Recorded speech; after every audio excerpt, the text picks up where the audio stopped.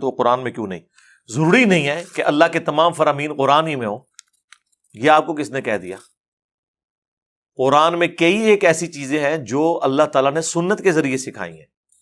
حدیث قدسی کو تو چھوڑ دیں، یہ تو بعد میں ڈسکس کریں گے. لیکن ہم بات پھر وہیں سے سٹارٹ کریں گے. جو آپ کا کلیم ہے نا کہ قرآن کے علاوہ یہ حدیث کی کتابیں شرک ہیں، تو ہم آپ سے پوچھیں گے قرآن میں اللہ تعالیٰ نے سورۃ البقرہ میں فرمایا الحج اشہر معلومات، حج کے مہینے سب کو معلوم ہے. تو قرآن نے حج کے مہینوں کا ذکر کیوں نہیں کیا؟ ان مہینوں کے نام قرآن میں کیوں نہیں آئے؟ تاکہ ہمیں پتہ چل جاتا. اس لیے کہ اللہ نے خود ہی کہہ دیا ہے کہ سب کو معلوم ہے. اگر قرآن میں نازل ہوئے ہوتے نا تو یہ آیت یوں ہوتی کہ حج کے مہینے آپ کو بتا دیے گئے ہیں پہلے ہی. یہاں ہے کہ سب کو معلوم ہے، یعنی قرآن کے نزول سے پہلے بھی سب کو معلوم ہے. حج کے مہینے کون سے ہیں؟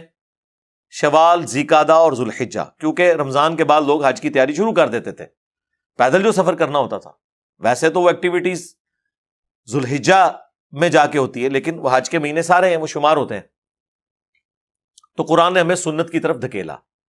خود قرآن میں اللہ تعالیٰ فرماتا ہے جب تم اذان دیتے ہو تو تمہاری اذان کا مذاق اڑاتے ہیں.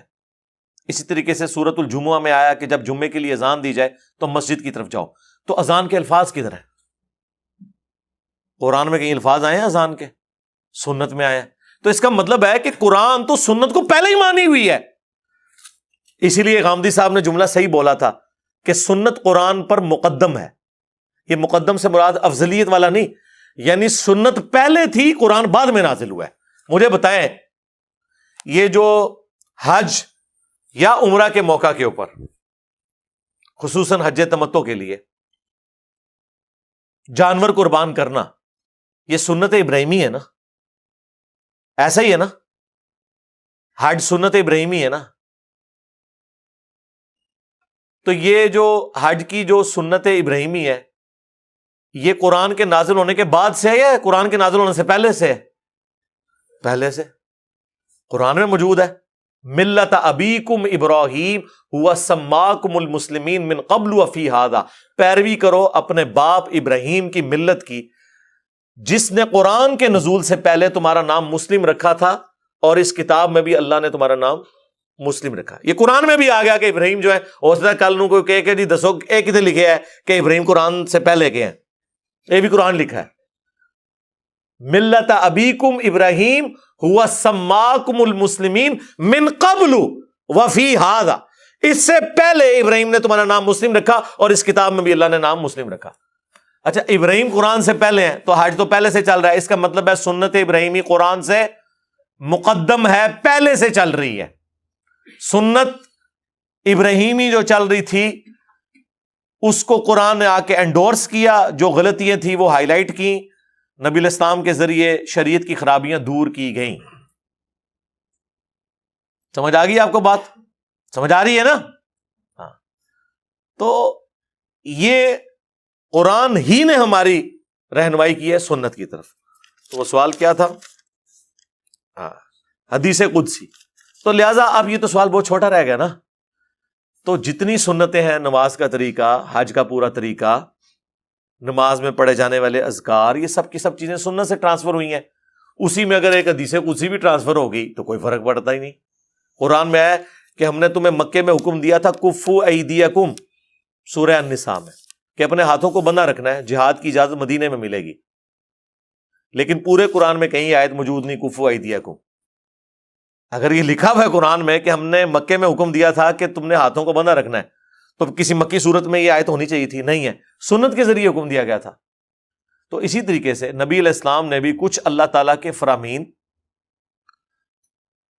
جو وحی غیر مطلوب کے ذریعے یعنی سنت کے ذریعے حضور تک باتیں پہنچی. جس طرح نماز کا طریقہ حضرت جبرائیل نے آ کے حضور کو سکھایا، اور نبی علیہ السلام نے امت کو سکھایا، حضرت جبرائیل کو اللہ نے سکھایا. تو اب آپ کہیں گے نماز کا طریقہ اگر اللہ نے سکھایا تھا تو قرآن میں کیوں نہیں ہے؟ سمجھ آئی بات کی؟ اگر نماز کا طریقہ اللہ نے سکھایا تھا تو قرآن میں کیوں نہیں ہے؟ اس لیے کہ سنت میں آ گیا. تو حدیث قدسی اگر اللہ کا فرمان تھی تو قرآن میں کیوں نہیں ہے؟ اس لیے کہ سنت میں آ گئی. جس طرح مسلم شریف میں حدیث قدسی ہے مشہور کہ اللہ تعالیٰ فرماتا ہے میں نے نماز اپنے اور اپنے بندے کے درمیان برابر تقسیم کر لی ہے، آدھی میرے لیے آدھی اس کے لیے۔ جب میرا بندہ کہتا ہے الحمدللہ رب العالمین، میں کہتا ہوں میرے بندے نے میری حمد کی۔ جب وہ کہتا ہے الرحمن الرحیم، تو میں کہتا ہوں میرے بندے نے میری ثنا بیان کی۔ جب وہ کہتا ہے مالک یوم الدین، تو میں کہتا ہوں میرے بندے نے میری بزرگی کا اعتراف کر لیا کہ قیامت کے دن کا مالک میں ہوں۔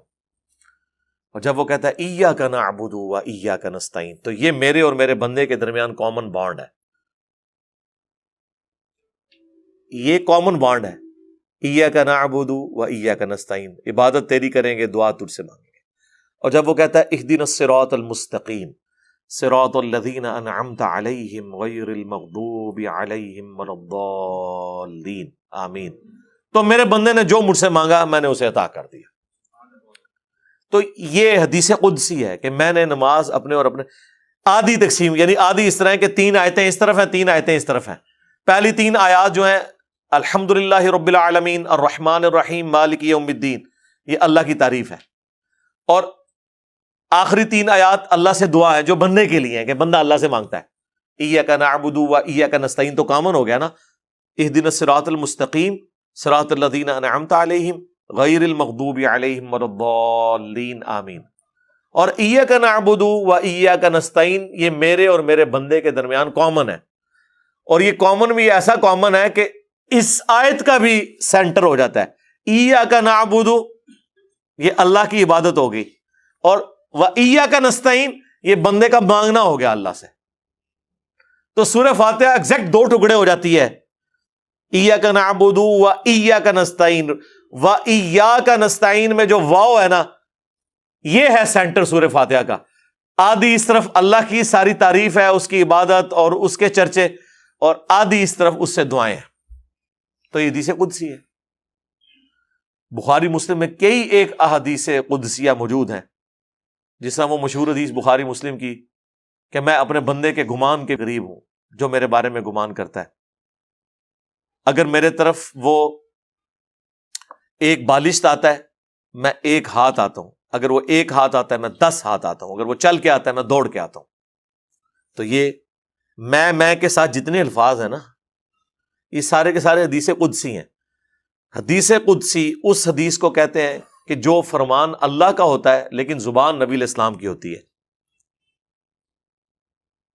پھر آپ سوچ رہے ہوں گے کہ حدیث قدسی اور قرآن میں کیا فرق ہے؟ حدیث قدسی اور قرآن میں فرق یہ ہے کہ قرآن میں جو اللہ تعالیٰ کے فرامین ہیں اس میں نبی علیہ السلام نے انہیں اپنے الفاظ میں بیان نہیں کیا، بلکہ من و عن اس طرح ٹرانسفر کیا ہے۔ جبکہ حدیث قدسی میں نبی علیہ السلام نے اللہ تعالیٰ کے جو فرامین ہیں انہیں اپنی زبان میں عام فہم کر کے، جس طرح اللہ کے سے کوئی میٹنگ ہے اور اس کے احوال انہوں نے سنائے، لفظ بہ لفظ نہیں ہے، اس لیے آپ کو الفاظ میں فرق بھی نظر آئے گا۔ قرآن میں آپ کو الفاظ میں فرق نہیں نظر آئے گا، احادیث میں آئے گا ایک ہی حدیث قدسی مختلف جگہ ہوگی، تھوڑے بہت الفاظ کے فرق کے ساتھ ہو، وہ راویوں کا بھی ہو سکتا ہے فرق، اور نبی علیہ السلام اس کو ایکسپلین کرتے ہوئے بھی اس میں آپ کے اوپر کوئی آبلیگیشن نہیں ہے کہ آپ نے ورڈ بائی ورڈ ہی اس طرح بتانا ہے۔ کچھ چیزیں ورڈ بائی ورڈ بھی بتائی ہیں، جس طرح بخاری مسلم میں آیا کہ ابن مسعود کہتے ہیں کہ نبی علیہ السلام ہمیں نماز کا تشہد اس طرح سکھاتے تھے جس طرح قرآن، التحیات للہ والصلوات والطیبات، یعنی ورڈ بائی ورڈ سکھائے۔ بعض چیزیں دعاؤں میں بھی ورڈ بائی ورڈ ہیں، بعض بالمفہوم ہے، ذہن میں رکھیے گا۔